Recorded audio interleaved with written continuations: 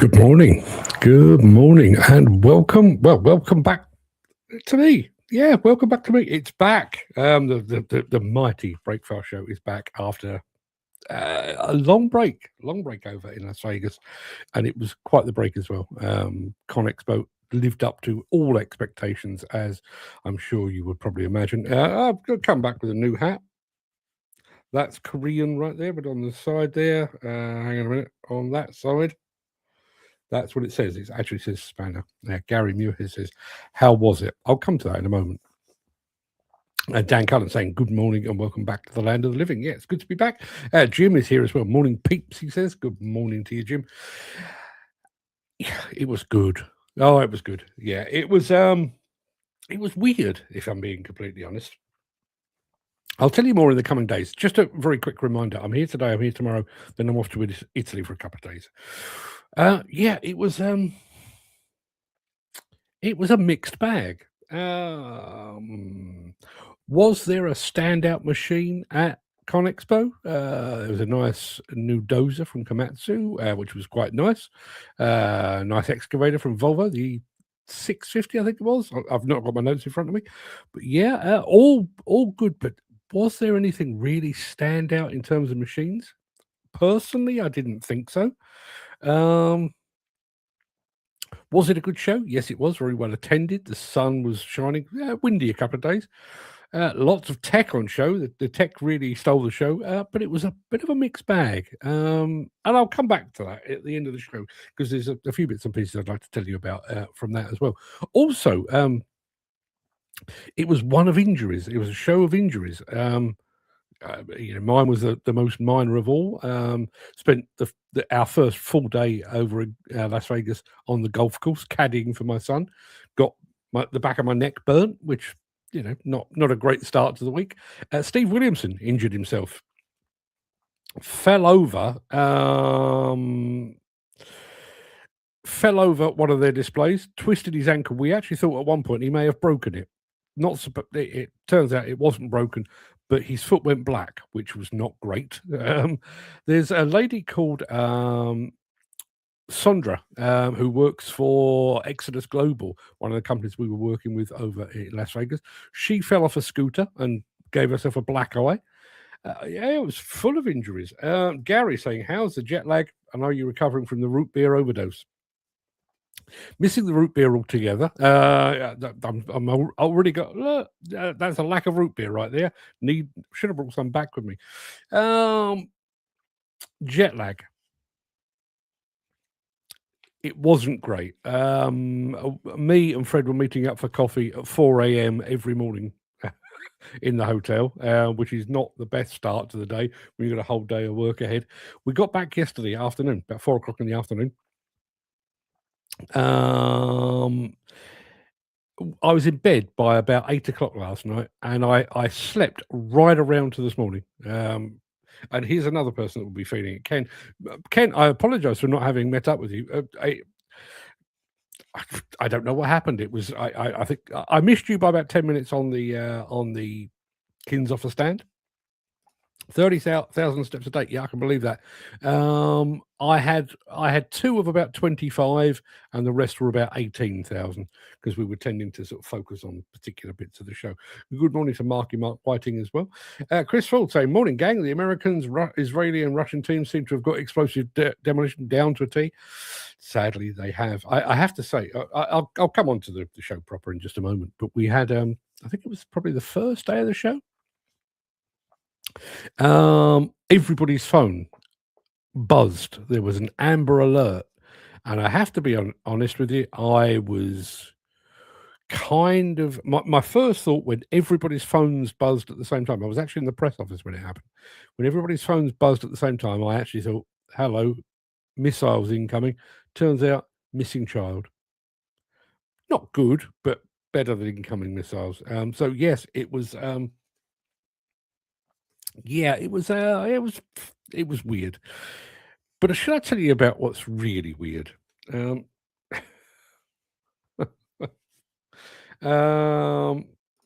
take it Mrs. Anthony and Lee Bear enjoyed themselves. I'll tell you about them very quickly. My wife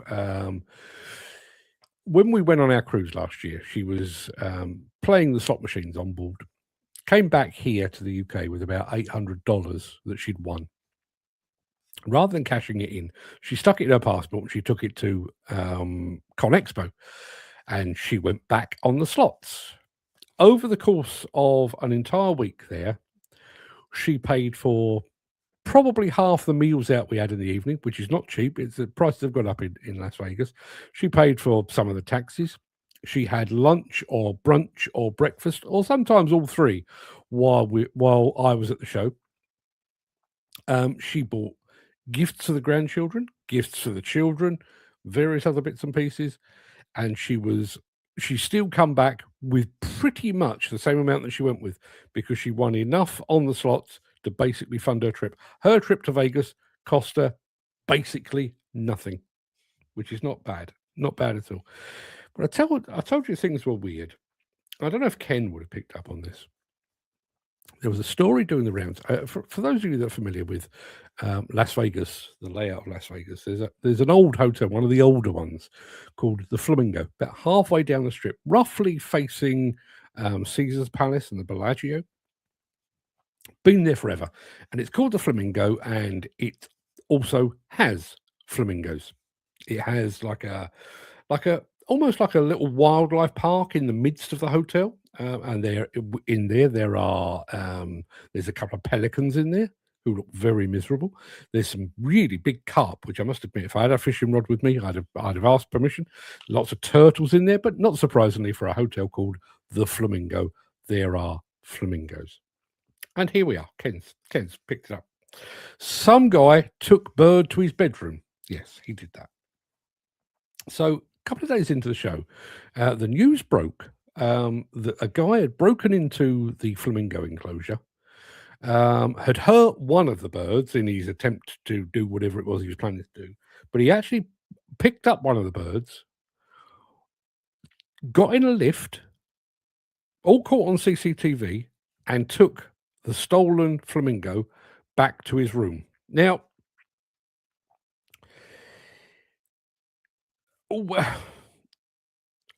when you hear that somebody has stolen a flamingo, I must admit, my first thought was, how pissed was that guy? And, well, not the sort of thing I would necessarily want to do, but I was vaguely amused by the fact that somebody had taken a flamingo back to his room. Turns out the guy, it was much darker than that. It turns out the guy was, as they described it in the local newspapers on the local TV, he was torturing the flamingo. Now, the photographs that emerged showed the man topless. I'm not one to cast aspersions or leap to conclusions. Was that torture, i.e., was he, I don't know, hurting the bird, or was he shagging the bird? Nobody said, but I have to say, topless man, clearly puzzled flamingo, bedroom, early hours of the morning. I'm thinking he's not just taking it back there for shits and giggles. I'm sure it will all come out in the fullness of time. Dan saying, well, fair play to Mrs. Anthony. Thank you very much indeed. And not a hooker bird. No, it wasn't a hooker bird. It was most definitely, most definitely a flamingo. I saw the lobby walk around you did. It looks massive. Yeah, and when you think about, I think if you walked in the front door of the Luxor and walked all the way to the far end, which is where the swimming pools and the outdoor area are, it'd probably take you about, I don't know, 6 or 7 minutes. So it's quite big. It is quite big. We took a taxi from the show to Caesar's Palace, and we came in at one end, and it turns out my wife and my daughter were at the other end. Nearly half an hour. It's a town unto itself. If Ruth is that lucky, you need to get her picking the horses every day. Could she be like Hattie Jake's Budgie? Well, I don't know. I don't know. Very good at the slots, though. Very good at the slots. Bit of a loss on the final day, but overall, very, very good. What was going through his head? Was he arrested? I don't know what was going through his head, but yes, he was arrested. I've gone home from the pub with some ugly birds, but that takes the biscuit. Yeah. Well, I mean, according to one of our taxi drivers, apparently the guy was both drunk and as high as a kite. Even then, even then, I'm not entirely sure. I'm looking at a flamingo and thinking, I have plans. Anyway, I'm here today. I'm here tomorrow. I'll tell you more about the show a bit later in the show, about ConExpo later in the show. I'll tell you more tomorrow, and then I'll regale you with more tales next week when I get back from Italy. And no, whoever asked whether it was a holiday, it's not. The Samota exhibition is due to take place in May this year. But like all these major exhibitions, they are hosting a kind of a preview event. There's about a dozen, maybe 15 different manufacturers are going to be there. I think Komatsu are there and MB Crush are there. I think Caterpillar are there as well through their Italian dealer. So they're giving us a preview of exactly what we'll be able to see at the Verona show. So we're going over there. Me and Fred are going over there for a couple of days for that. Just one final thing. I do want to say a very quick thank you for, hang on, that. I don't know how well you're going to be able to see that, but that is my ConExpo ConAg press corps shirt, which was from the organisers. I have to say, really quite pleased with it. It looks pretty damn splendid, and it's nice and warm too, which is just as well because I'm tired and I'm bloody freezing now. I'm back in the UK. Ken Hatcher saying it's not a holiday. I'm exhausted. No, it is not a holiday. It is a slog.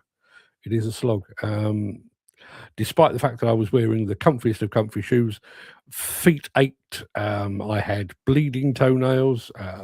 It's listen, I struggle for my art. That would be cool. Well, yeah, looks good. Thank you very much indeed, Dan. Should we crack on? I think we probably should. We are, after all, 13 minutes in, and it's about time I actually showed you some of the stuff, what we got up to. Let's have a bit of this.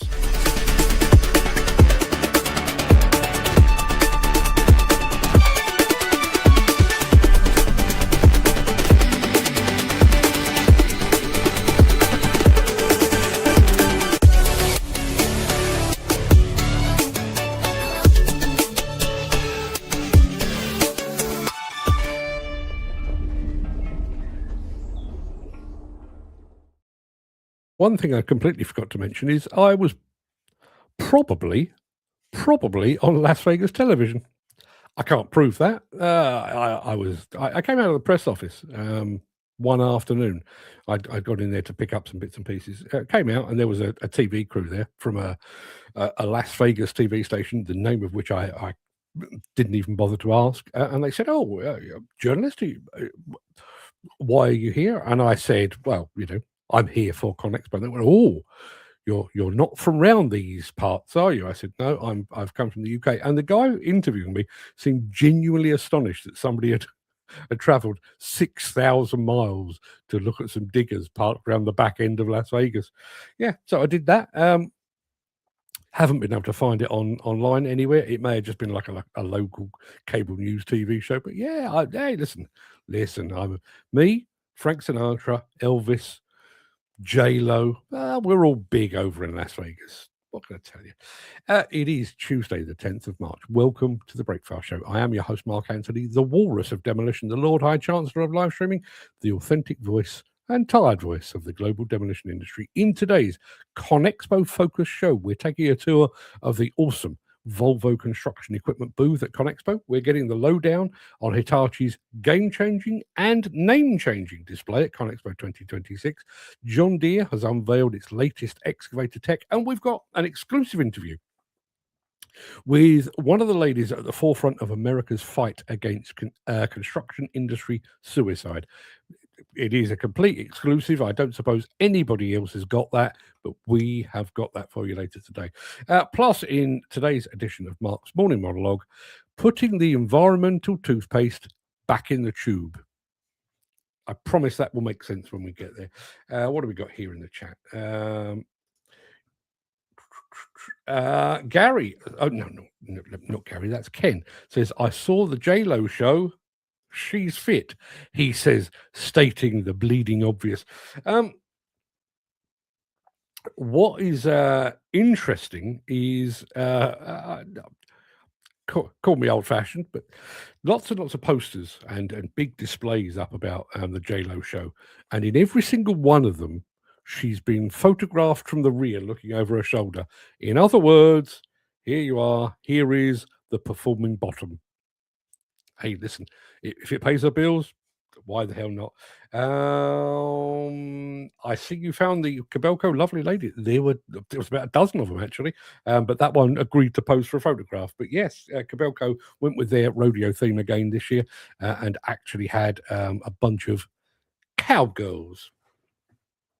Tell you a weird thing you notice. I've always thought this was kind of an exclusive to air stewardesses. You know, sometimes you see an air stewardess and they're young and lithe and gorgeous and stuff. And then you see some that are probably knocking on the door of retirement and a little the worse for wear, shall we say. Same thing with the girls, ladies on the show stands. You see some that are clearly sort of fresh-faced, fresh out of school or university, their whole lives ahead of them, and there are some that are merely caked in makeup, trying to cover up the fact that they've been around the block a few times. That's all I've got to say on the subject. TM Marcel over on Instagram has just said hello from Brazil. Bom dia, my friend. Thank you for joining us. I've never seen an air stewardess. You are aware that they exist, though, right? These are not. They're not mythical creatures like a unicorn. These people do exist. Dan says, here's my ask. Have a look at this. Yeah, absolutely. Was there many free giveaways, or is that a thing of the past? No, there was lots and lots of giveaways. I didn't get that many of them. I have come back with some hats and some T-shirts and some other odds and ends. But no big... I think I said this before. I mean, I picked up a few bits and pieces while I was doing the tour, but by and large, because I'm there in a kind of professional capacity and people are actually paying me to be there, I think they probably think, well, we don't need to give him anything to take away with him. Some of them did. This is one of the companies we work with. There you are. Spanner. I know it says X-Spanner, but it's pronounced Spanner. I've got both this one, which is the Korean one. Oh, excuse me, that T's gone down the wrong hole. But I've also got one where it's written in English as well, which we will be giving away. I'm going to save the giveaways until next week when I've got a bit more time and basically when I've unpacked my bag. So there will be giveaways to come. So watch this space. There is stuff coming. Speaking of stuff coming, should we crack on? I think we probably should because we are 20 minutes in and we've done nothing at all. Here we go.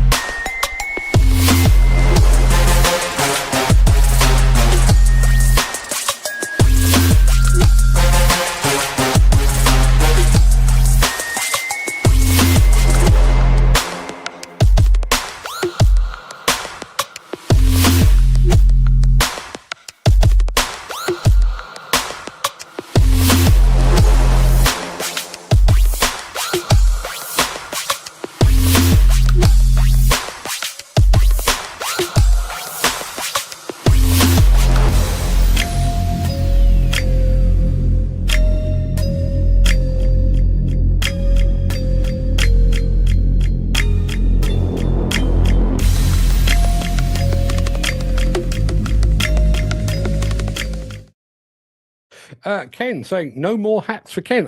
Does that mean that you've got so many you don't know what to do with them, or did you just not pick any up? If you didn't pick any up, what the hell were Ed and Steve playing? Because I know you got a bit of a play on their machine in the demo area. Surely they gave you a Kinzoff hat. Gary says, we haven't seen you since the IDE meeting. Was anything interesting that came out of that?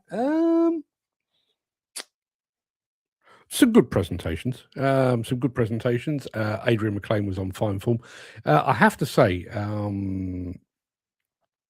obviously the IDE meeting actually took place about 3 or 4 days after the 10th anniversary of Didcot, and Adrian McLean actually opened the meeting with a minute's silence and a prayer for the fallen, which was very classy, wholly appropriate, but very, very classy and very well observed by everyone in attendance. As I say, some very good presentations. Because I literally did that and then jumped on a plane, I've not even had a chance to go through my own notes as yet, but I'll be bringing that to you in the very near future. Dan saying, like those cat pulverizers. So do I. So do I. But let's step away from Caterpillar for a moment and let's concentrate on Volvo. Ken, I don't know if you made it. You were very close by. I know that. Hard to pick the best stand at the show. I'm leaning towards the Volvo stand, I have to say. The busiest stand I saw, oddly enough, was one of the stands inside one of the halls. The Topcon stand was absolutely heaving with people, and as far as I could tell, they weren't giving things away. They were just doing some really good demonstrations. They had an illuminated floor, so when the guy was talking about mapping a site, it was actually being mapped on the floor. And but yeah, unbelievably popular. But the Volvo stand for me was one of the standouts, and here is a bit of a look around.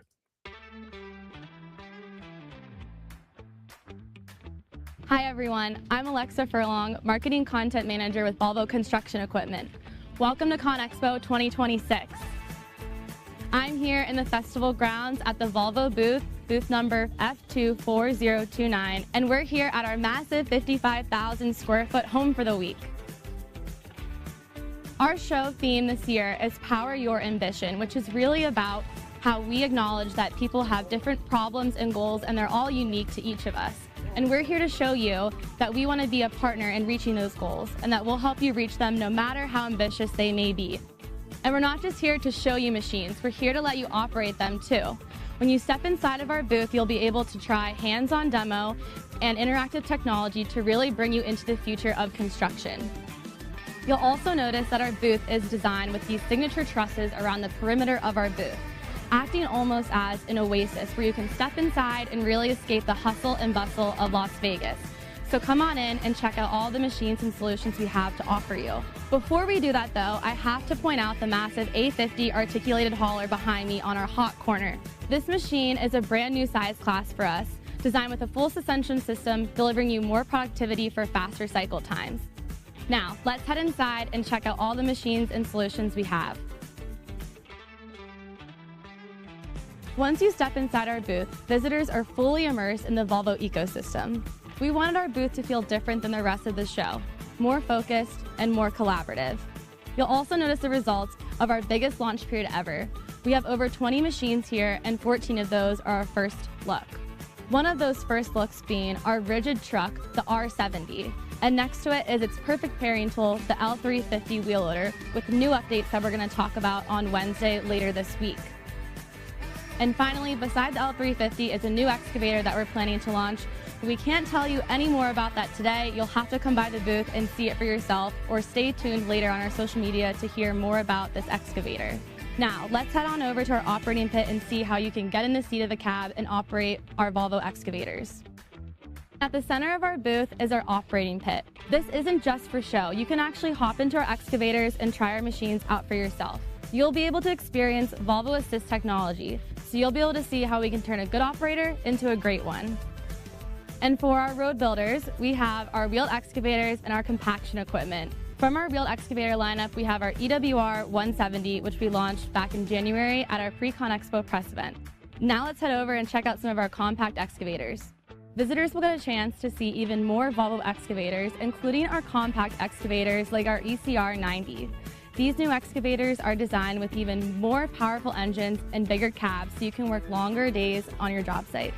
And to make your ambitions a reality, our Volvo Financial Services team is on site to help answer any financial questions you may have. Curious about how electric could fit into your business? The charging wall is the place to be. Let's have a conversation about how electric could fit into your job site, your fleet, and where you do work. To manage today's job sites, we know that you need more than just an excavator. In our site offices, we're bringing the job site to the show to show you our solutions and how you can turn data into profit. We're demoing our digital solutions so you can take the guesswork out of site management. We even have our A60, the largest articulated haul truck in the industry, which has been fully updated with 100% Volvo powertrain. There's so much to see in our 55,000 square feet of our booth. Come visit us at booth F24029 and see how we can power your ambition.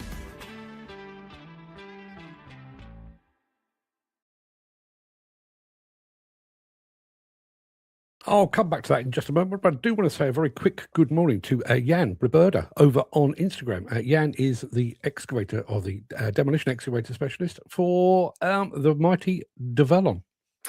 Good morning, sir. Thank you very much indeed for joining us. So yes, as Dan said, interesting stand. It was a very interesting stand. And that notion of an oasis, the Caterpillar stand is kind of enclosed. They've got like a stadium, and in the nicest possible way, it feels a little exclusive. It's almost like they don't want you to go in, whereas the Volvo stand, because it's open on pretty much sort of 90% of it's almost a case of, yeah, come in and ignore all that's going on around us, because here is an oasis of calm. I'll show you another oasis of calm in just a moment. But yeah, the Volvo stand, very, very busy. I know lots of people were queuing up to meet the members of the Gold Rush team. They were there in some force as well.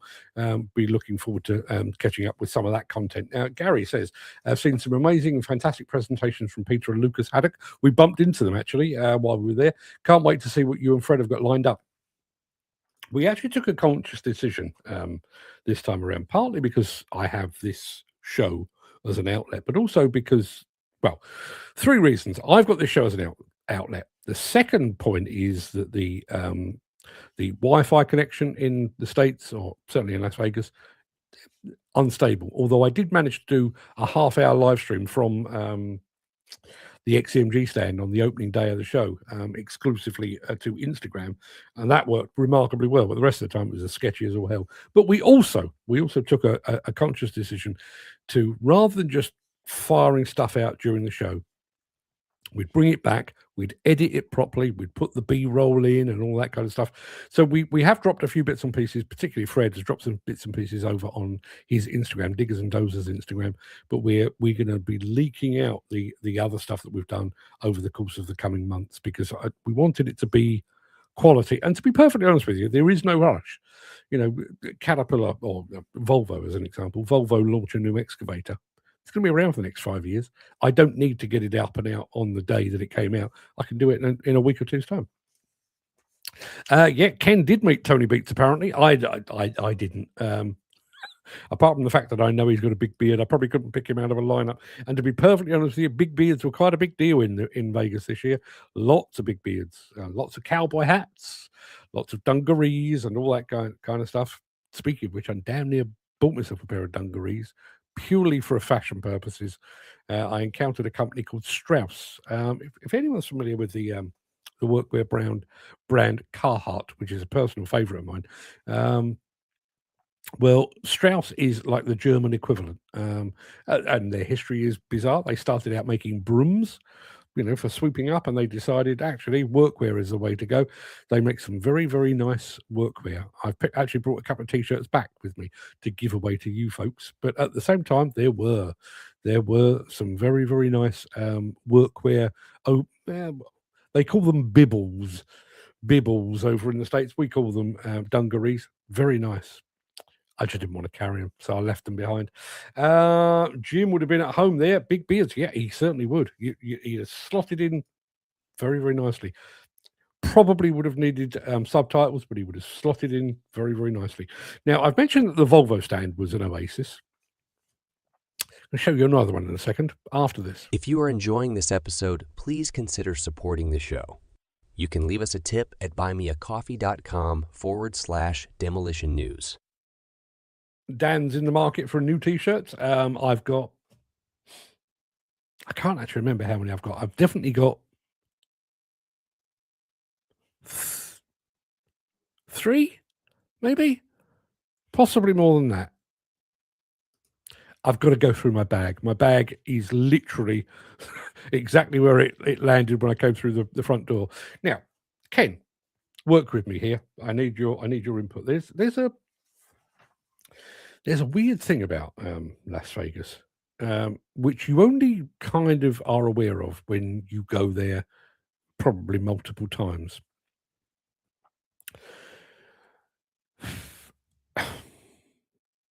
All of the different hotels have their own unique aroma. And I don't mean they smell of hot dogs or hamburgers or French fries. I mean they have their own unique scent.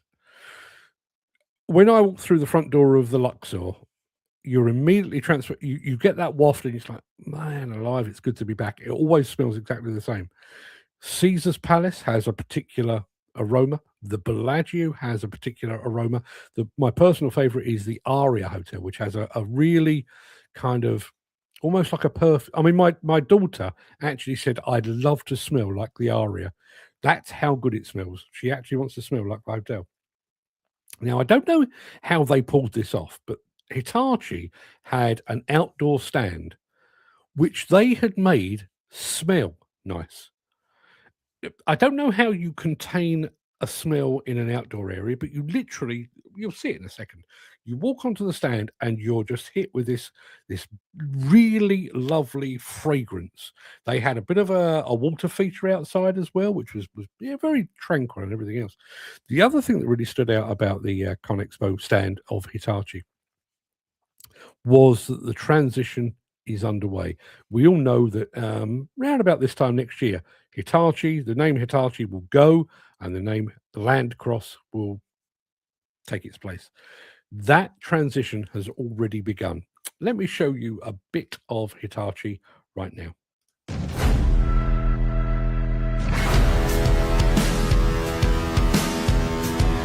Hi, everyone. It's me, Ted Ryan, host of the award-winning podcast, Trailer Talk. Every 3 years, the entire construction industry comes together in one place for the biggest trade show in the industry, ConExpo. And in 2026, Hitachi Construction Machinery showed up in a massive way here in sunny Las Vegas.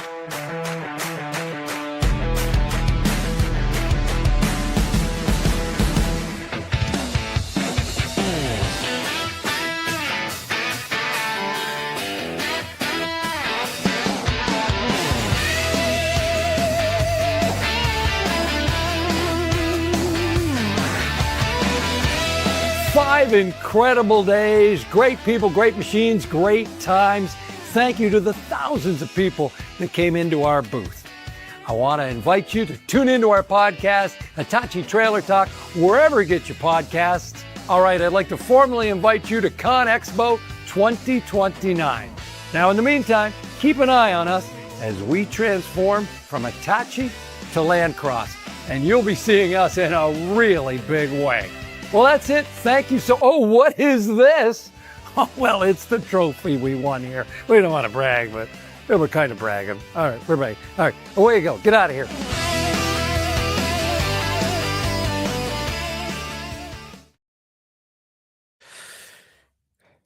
Setting aside the Americanism of all that, one of the things that really struck me, and I think it was because of the timing of it. As I say, I came out of the press office and was accosted by a TV news crew. Why are you here? What are you here for? Why have you traveled across the ocean to be here and stuff? So I then walked out into the showground and where was I? Just trying to get my bearings. I was quite close to the Cabelco stand and the Zoom Lion stand, and it was heaving, absolutely heaving with people.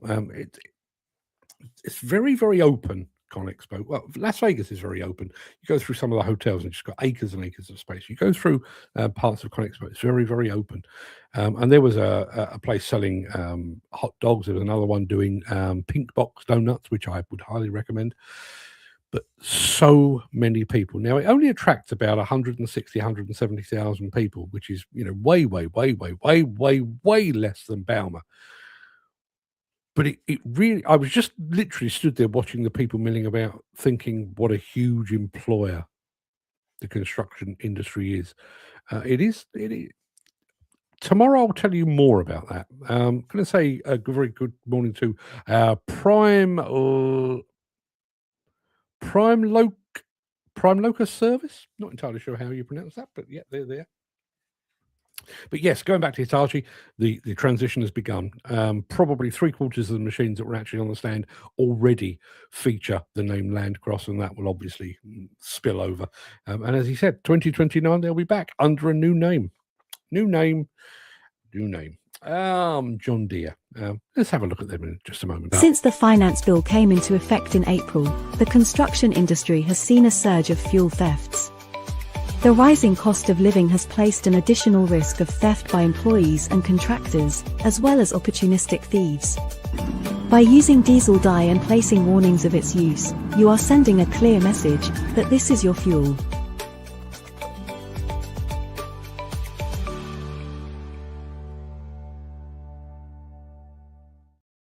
You'll recall just before the ConExpo show began, we did talk about the fact that John Deere has some fancy new excavators. Saw them up close, not as close as I would have liked, but I did see them up close. But here is a bit of a look around.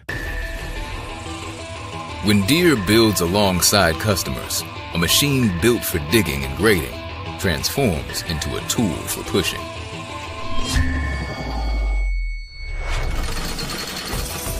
Pushing precision, confidence, pushing what's possible.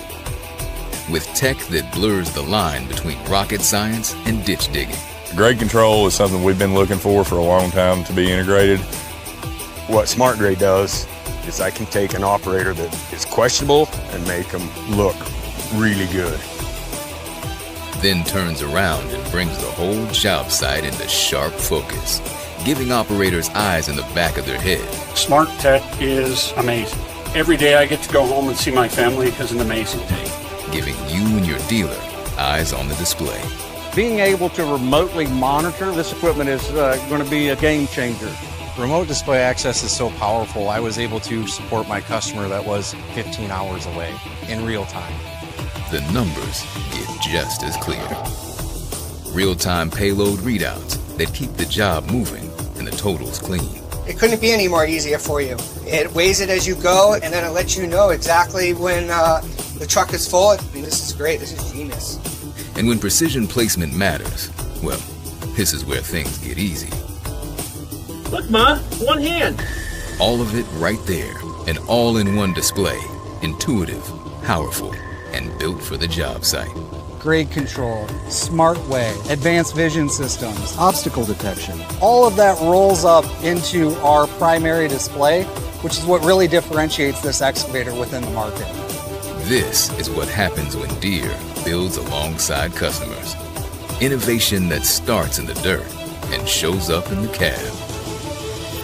Never idle.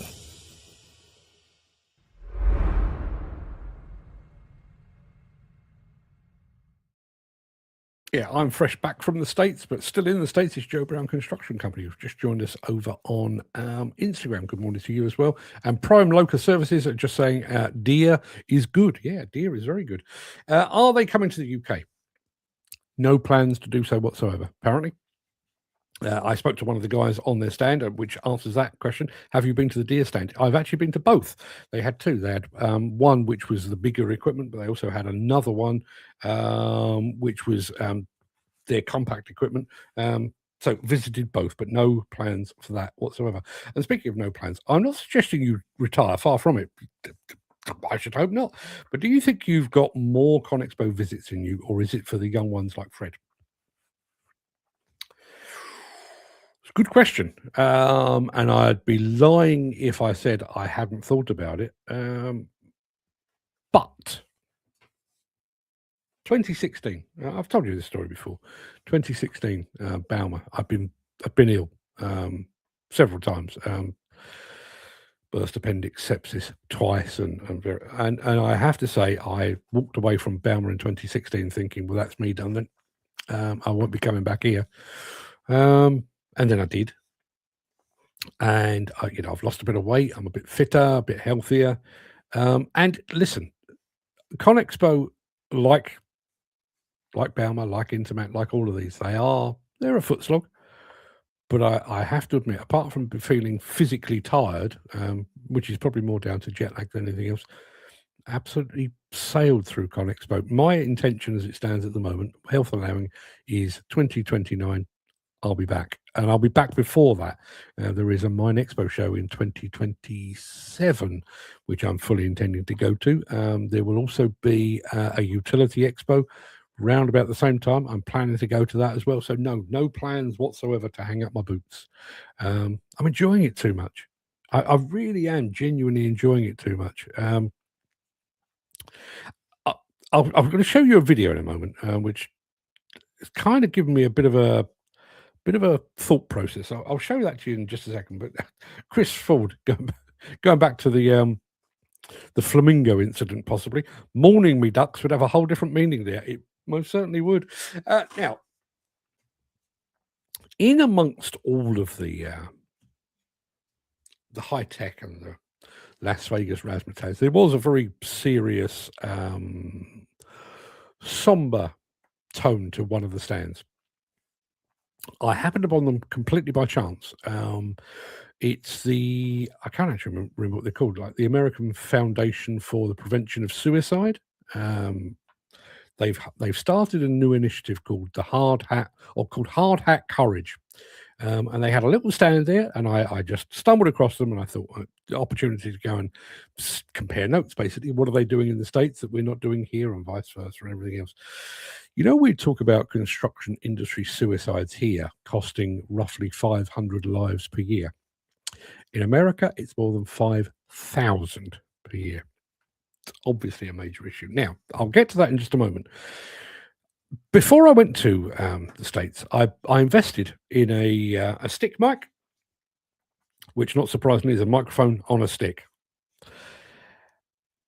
Basically, to allow me to do, me and Fred did most of the show together, and he comes with the fancy audio gear and the lighting and the fancy camera and all of the stuff that goes with it. But there were times when he was doing his thing, and I wanted to go and do my thing. So I thought, if I've got a stick mic and a camera that I can just put on a tripod and do myself independently, I can get more done. I used it. Now, I can assure you, it is purely coincidental that my jumper and the microphone cover match. I as much as I like my clothing, as much as I like fashion, I promise I didn't dress to match the microphone. But this is what we came up with. And given the fact that I'm going to Italy in a couple of days' time, I'm hoping to do more like this when I'm roaming about the place. Let me know. What do you think? So, Tricia, what exactly is Hard Hat Courage? Hard Hat Courage is an initiative out of the American Foundation for Suicide Prevention.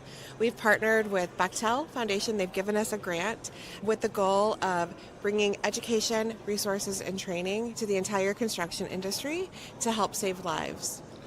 I've been writing about this for quite some time in the UK and very aware of the state of suicide. I'm guessing the figures are roughly the same here in the US. We're talking about almost 4 times the national average.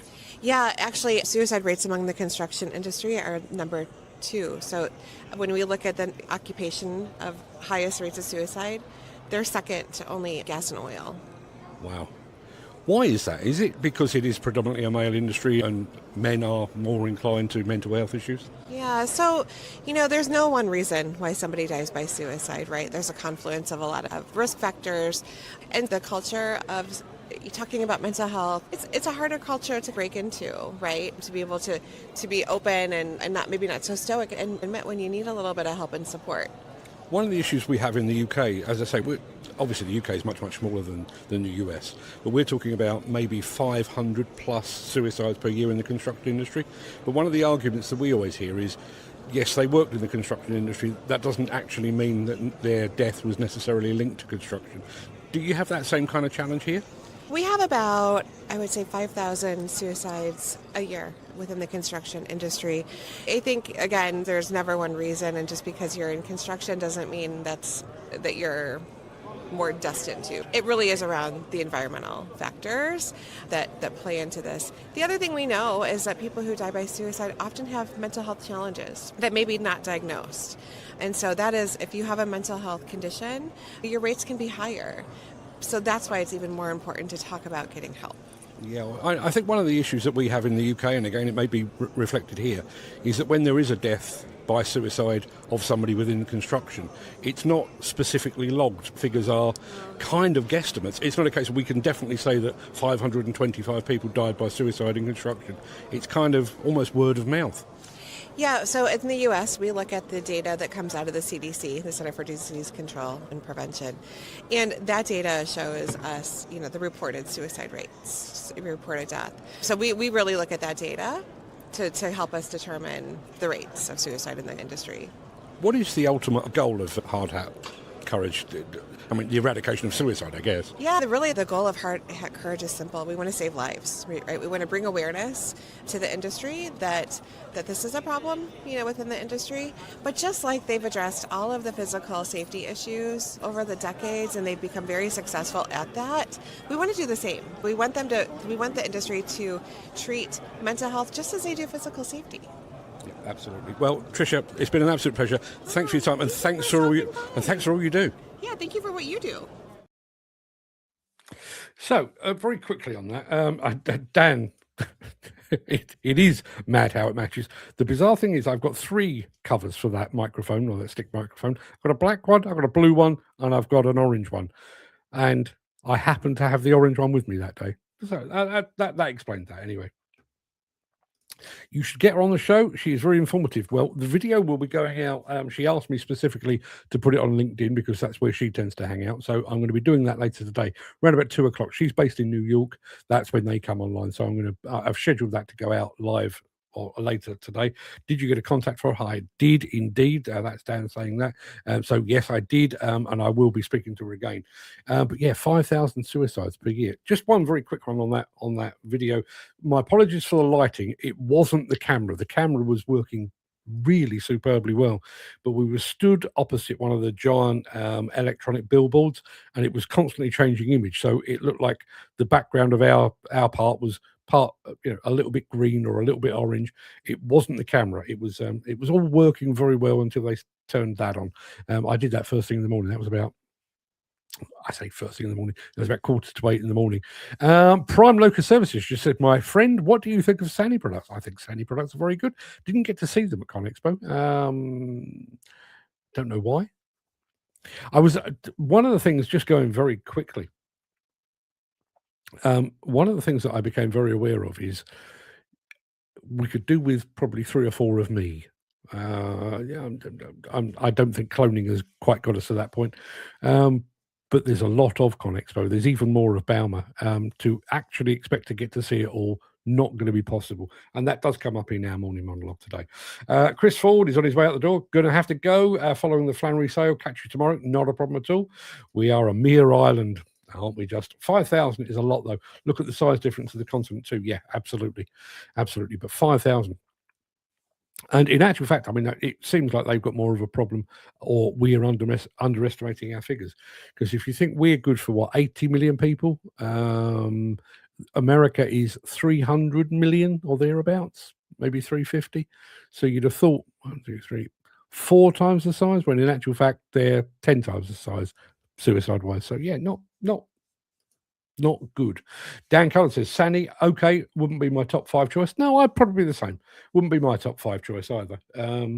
But yeah, coming a long way. And I have to say, spent quite a bit of time on the XCMG stand this time around, getting up close with those, because I don't get to see them anywhere near often enough. Trust me, they've come a long way. If ever you get a chance to actually go and have a good poke around the XCMG machines, do so. I think you'll be suitably impressed. Anywho, it is time for today's morning monologue. So, without further ado, I'm going to roll the outro before leaping over to my morning monologue. If you can't stick around for that, please stay safe, look after yourself, your family, your friends, and your colleagues. Hope to see you again very soon. Tomorrow would be good. As I say, tomorrow is my final show of the week. Normal service resumes next week. But if you do have the time and the inclination, I shall return after this.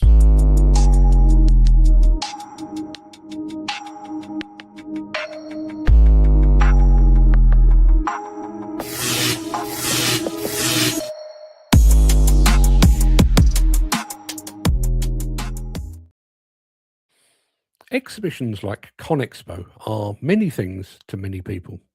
To equipment manufacturers, They're a showcase, an opportunity to share their latest and greatest innovations with the global demolition and construction industry. To attendees, they're an ideal way to compose a shopping list of future purchases and aspirational acquisitions. To the press and media, these exhibitions are a barometer of industry sentiment, an accurate indicator of optimism or pessimism across the sector as a whole. But sometimes these shows are a signpost indicating the industry's direction of travel. And while the most exciting new products on display at the Las Vegas, let me do that again. And while the most exciting new products on display at the Las Vegas Convention Center were tech heavy and future focused, many key indicators suggested that the industry's direction of travel is, in fact, backwards. Cast your mind back to ConExpo 2023 or Bauma 2025, and you'll recall that there was a theme of future fuels. At the previous ConExpo, every major manufacturer was flying the electric flag with pride, and there were hushed conversations about the promise of a hydrogen revolution lurking just beyond the horizon.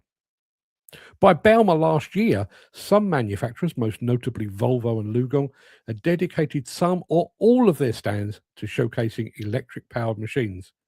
Meanwhile, the green shoots of that hydrogen revolution were visible on the stands of Liebherr, Hyundai, and Bobcat. But fast forward to ConExpo 2026, and that electric tsunami has reduced to a trickle. Electric machines were there, of course, but rather than being the stars of the show, they'd been downgraded to bit part players. And if the industry had a hydrogen boner at Bauma, it had gone flaccid by the time the circus arrived in Las Vegas. Now, admittedly, I wasn't able to visit every single corner of every single booth. I am just one man, but as far as I could tell, the whole notion of hydrogen-fueled equipment was conspicuous by its absence. Now, it would be easy to point at this as indicative of a backlash against enforced fuel changes, proof that rumours of diesel's demise were premature and greatly exaggerated. But this is not a universal truth. In fact, it probably says less about the industry's environmental ambitions and rather more about ConExpo 2026's host country. America, as we all know, is the spiritual home of the muscle car and the gas-guzzling pickup truck. It's a nation built on diesel, and many Americans will not surrender it willingly. As they say about their guns, we'll have to pry the jerry cans of diesel from their cold, dead hands. Although with concerns over the wider impact of the Iran war driving oil prices above $100 per barrel, perhaps a few might be willing to loosen their cold, dead grip on that jerry can. But this is Trump's America, where coal is clean and beautiful, where the Department of Energy has all but banned terminology like climate change, green, and sustainability. The Trump administration repealed the 2009 endangerment finding that established greenhouse gas pollution as a public health risk. It's also cancelled previously agreed clean energy grants and exited the United Nations Climate Treaty. Now, Trump's grasp of environmental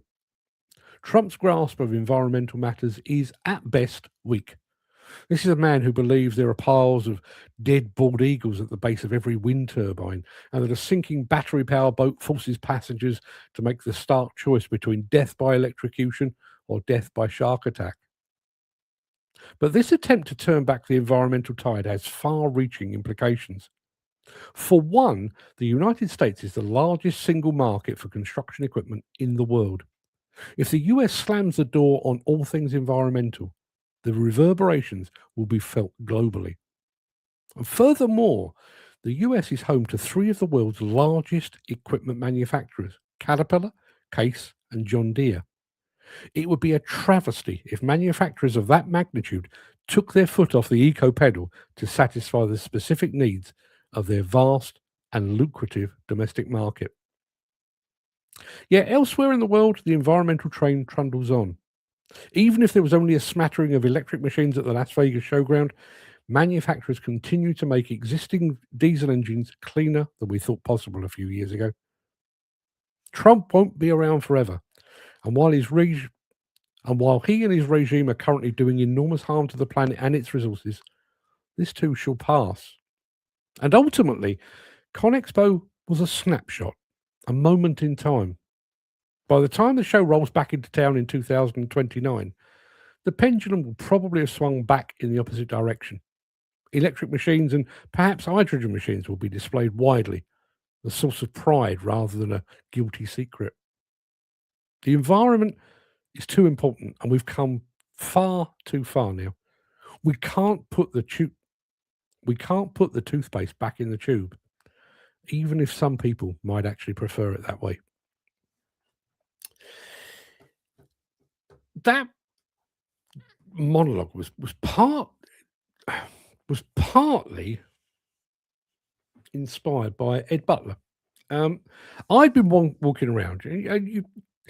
All the manufacturers give you some indication of what they're going to be showing. So I arrived kind of expecting lots and lots of electric and a bigger smattering of hydrogen. Wasn't there. Volvo, you'll remember Volvo had an entirely electric stand at Bauma. It was probably less than a quarter of the makeup of its stand at Conexpo. And again, I don't believe that's a reflection on Volvo taking its foot off the eco pedal. I think it's reflective of the US market.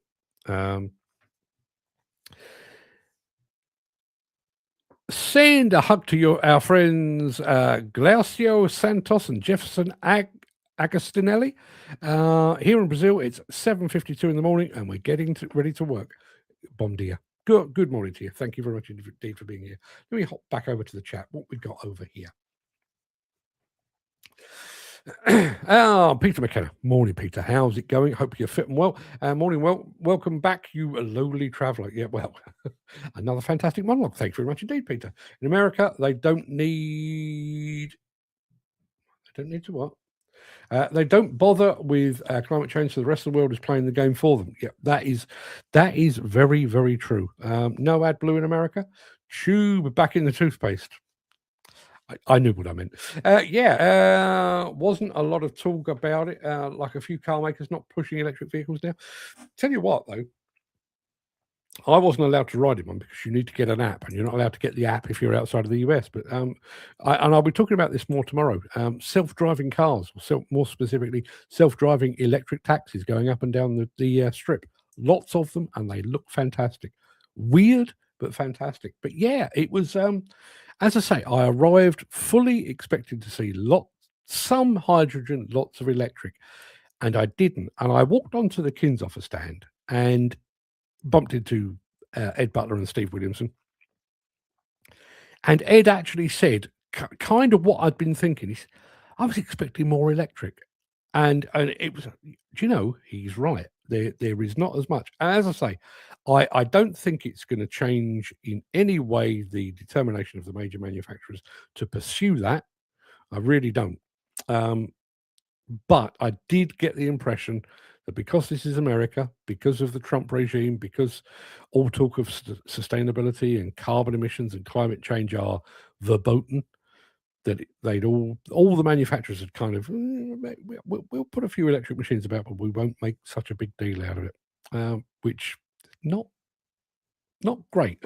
Jim says, if the environment is so important, why hasn't the Western world banned inputs from the worst polluters like China, India, and Pakistan? Because there's no money in it. Yeah, listen, I can't argue with that. All I would say, however, is some of the people that are really making the running in electric equipment are the Chinese. XCMG, Sany, people like that are doing some and Lugong as well, are doing some great work in the electric machine. And I tell you, I had an interesting chat with one of the guys at the XCMG stand. Obviously, had to ask about the impact of tariffs. And it was that they had a really, really interesting take because of the. In actual fact, let me put this up on the screen because was there much chat about Mr. Trump's tariffs? So I asked a mate of mine at the XCMG stand impact of tariffs, and he said, "Oh, it's bad. It's unquestionably bad." He said, "But in some ways, it's given us a bit of a competitive advantage." To which I clearly looked surprised and confused. And he said, basically, the Chinese were among the first hit and the heaviest hit by Trump's tariffs. And the tariffs have gone up and they've gone down, they've gone up and they've gone down, and everything else. But while the Chinese have kind of had to learn to work with and around and through the tariffs, other countries, including those as close as Canada, are still coming to terms with what tariffs mean and how you work around them and how you negotiate your tariff terms and everything else. So in actual fact, although XCMG and the other Chinese manufacturers were the hardest hit, they were also given a bit of a crash course in tariffs. So as a result of that, now everybody's largely on a bit of a level playing field because the tariffs were largely ruled illegal, and now he's imposed basically a global 10% tariff. Well, the Chinese are now, 10% compared to 100%. That's a lot better. And frankly, we already know how tariffs work. So yeah, it's a double-edged sword. But they're making them to export to us milks, not because they care about the environment. Do any big businesses really care about the environment or people or the planet or anything? Not entirely sure they do. Dan says, and yet these big polluting countries, and we also send our rubbish to those countries. Yeah, we do. We do. Listen, I can't sit here and claim that we are in any way stewards of the environment, because we do. We export some of our rubbish. We export some of our waste. If we were truly committed, would we have set such a long target for the transition from diesel to other fuel sources? Probably not. But I do find it interesting. I have to say, I mean, I had to give that monologue quite a bit of thought, because whenever I'm asked about the reaction to electric machines here in the UK, I find myself talking about an anti-electric backlash. Early doors, I think, when we first saw electric machines, 2018, 2019, from the likes of JCB, I think I and a lot of other people were quite excited by the innovation and the engineering excellence and the quiet and the silent operation. I think there was a genuinely warm feeling like this could be the next big thing. This is the way we're headed. Never mind the environment. It was almost a case of, wow, we've really, really moved on. And then I got the impression that we've all had a good opportunity to give it a lot of thought about what happens to the batteries at the end of their life. What about charging times? What about the fact that we can't make it through an entire working day on one charge? And it was almost a case of, electric looks fantastic. But now we've thought about it and we've decided maybe it's not that great. So maybe hydrogen is the savior. My first couple of days at ConExpo, that was kind of the feeling. Is this part of the American backlash? But having spoken to a lot of people, and particularly American people, he sat there over coffee and stuff like that, and you say about electric, and they're like, no, we love our diesels, we love our muscle cars, and we love our NASCAR and our big pickups. They're not that interested, and I do think that having Mr. Trump in the White House has kind of given them permission to think that way. I think up until that point, it was almost a case of, well, we might not agree with it, but that's the direction of travel for the world. I get the impression that he's given them an opportunity to kind of step off the sustainability highway and move into the hard shoulder and just let the rest of the world go by them. Jim says, yes, we export our waste and it costs us money. Then the country it goes to burns it to make electricity. So why don't we do that? Well, we do a bit of that. We do have incinerators. We have an issue getting permission for incinerators in this country for environmental reasons. Despite the fact that they are doing some environmental work, the emissions from them is not always suitable or acceptable. So it's a balancing act, I think. Gary says we only seem to care about the bit of sky above our heads, not the bigger picture. Yeah, but again, I was half asleep on the plane on the way back from Vegas, and I not specifically on this subject, but I was toying the idea of starting a different completely unrelated to all things demolition construction, but starting a different newsletter about my take on politics and stuff. I've said it so many times on this show that I tend to take a very different, a very small scale view of politics. You know, when you take away all of the politicians and their backhanders and their inherent beliefs and everything else, you know, we're talking about people and how people interact and stuff like that. And that's my take on that. We care about the bit of sky above our head. You know, I do my bit for recycling. I have no control over what my next door neighbor to the right or my next door neighbor to the left does. I just believe it to be a good thing to do, and therefore I do it. My wife has a hybrid car for precisely the same reason. I can't control the emissions of the country. All I can do is control the emissions of these four walls. And I do my bit, and I just hope that others will do likewise. And you know, when you scale that up, you know, when you look at what the Dutch and the Norwegians and the Danish and the Finns and the Swedes are doing, I personally believe they've got the right idea, not looking at the environment as some obstacle, but as a duty to the planet that we happen to call home. It does not sit well with everyone. It certainly does not sit well currently in America. But, you know, give it another couple of years, and in all likelihood, you know, I mean, I genuinely think the next leader of the Democratic Party, if they want to get elected, their standing point should be, we're going to stand on taking everything, literally everything that Donald Trump did and reversing it. So knocking down his poxy fucking ballroom and, you know, where he's quit the climate treaty, rejoin it, and so on down the line. Mike Wolf, who was also present and correct, I'm fairly sure I spotted him at the distance, but by the time I got there, I couldn't find him. It's worth remembering that fuel costs are far lower in the US than in Europe or Asia. Americans don't have the financial incentive as we do to switch to electric power. That's where there are also so many massive pickup trucks on the roads in the US. All very true, but we are talking about, I think we're at or thereabouts $100 per barrel. I think we're talking about $5 per gallon, which is pretty close to record fuel levels in the States, or fuel price levels in the States. I wonder if that will make them rethink. My feeling is it probably won't, but we shall see. Jim says we're all fleas living on the same dog, I think that is. Earth has an atmosphere we all share. No point in letting other countries do the dirty work. No, true enough.